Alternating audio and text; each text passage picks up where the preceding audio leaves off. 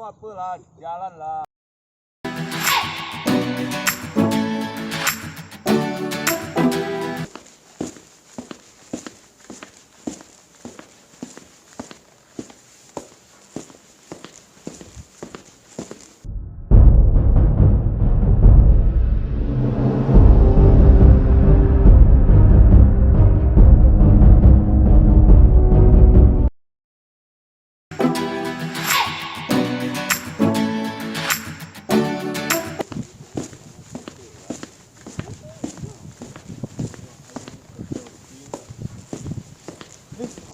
Apa bau ni? Woi, sir, sini tak boleh merokok tau. Sini ada ni. Siapa cakapnya? Saya tak tahu bahasa Melayu lah. Tapi cakap bahasa apa sekarang? Saya tak tahu baca. Sir,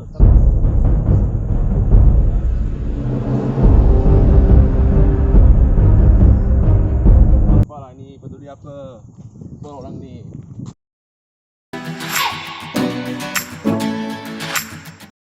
Assalamualaikum dan salam sejahtera. Pada pendapat saya, pembakaran hutan sering berlaku kerana sikap individu yang tidak bertanggungjawab. Sesetengah individu lebih gemar untuk membakar sampah daripada mengambil inisiatif lain. Individu tersebut lebih gemar untuk membakar daun kering, kertas-kertas lama maupun pakaian-pakaian yang tidak digunakan. Dari segi pemerhatian saya, perbuatan-perbuatan ini sering berlaku di kawasan kampung pedalaman. Hal ini dikatakan demikian kerana lori-lori tertentu seperti lori sampah, lori-lori yang menghimpunkan barang yang terpakai tidak dapat memasuki kawasan mereka. Oleh hal yang demikian, mereka mengambil langkah untuk membakar barang-barang tersebut tanpa memikirkan kesan terhadap bumi. Pada pendapat saya, individu tersebut boleh mengambil langkah seperti menghimpunkan baju tersebut dan salurkan kepada institusi yang boleh menyalurkan baju itu kepada orang yang memerlukan. Dan manakala kertas-kertas yang tidak digunakan, individu tersebut boleh salurkan kepada pusat kita semula yang berdekatan di kawasan perumahan mereka. Jelaslah bahawa individu yang tidak menitikberatkan kesan pembakaran hutan menunjukkan mereka bahawa mereka tidak mempunyai etika dan seterusnya akan memberi kesan pada negara. Sebagai contoh, udara Malaysia akan tercemar dan menyebabkan sistem pernafasan manusia terganggu. Ini daripada saya, terima kasih.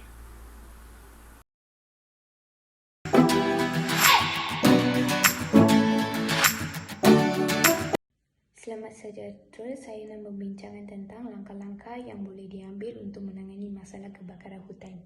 Salah satu langkah yang boleh diambil oleh setiap individu untuk menangani masalah ini ialah tidak melakukan pembakaran sampah sarap secara terbuka. Hal ini kerana asap yang dihasilkan melalui pembakaran sampah sarap merupakan penyumbang kepada jerubu dan peningkatan suhu.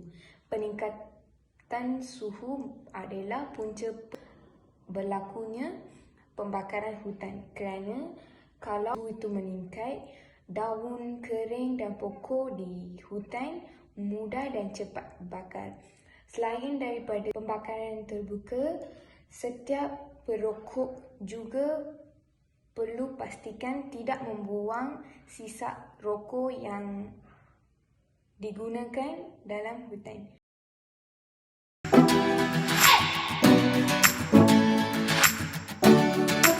Assalamualaikum warahmatullahi wabarakatuh. Saya Ainun Fariha binti Ismail ingin temu bual beberapa orang awam untuk bertanyakan pendapat serta pandangan mereka mengenai kebakaran hutan.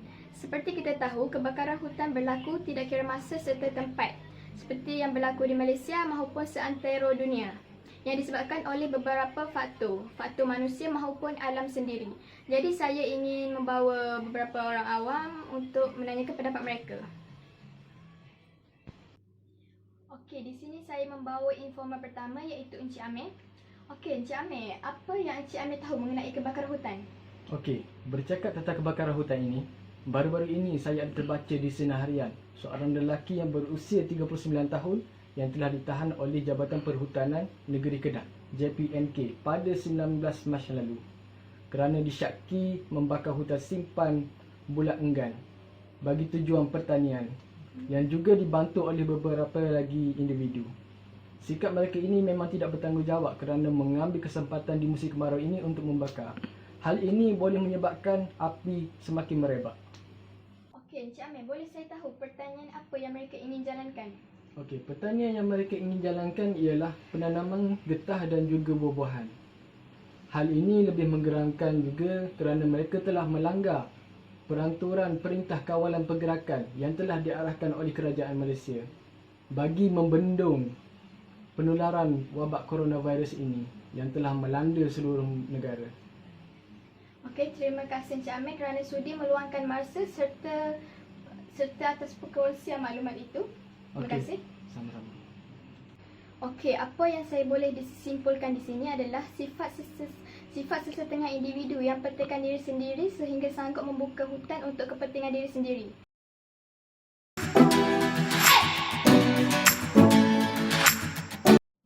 Jadi sudah kita sedia maklum bahawa kebakaran hutan boleh berlaku disebabkan oleh beberapa faktor.